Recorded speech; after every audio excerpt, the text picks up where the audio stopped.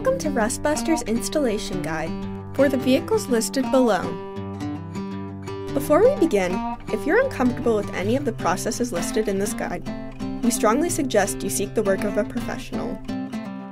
Ensure you have all the tools and utilities listed, and that you're following all the manufacturer's safety precautions during use. Step 1. Disconnect your vehicle's battery and inspect for potential fire hazards such as leaking fuel lines and engine components. Prepare or remove these before starting. Finally, clear the work area of any safety hazards. Step 2. Lift up your vehicle. Remove any lines or power harnesses from the work area before continuing. Then, cut off the factory rear spare tire crossmember. Step 3. Grind the frame free of rust and debris, revealing bare metal. Coat the part and work area with a weldable primer to help prevent against rust development. Step 4.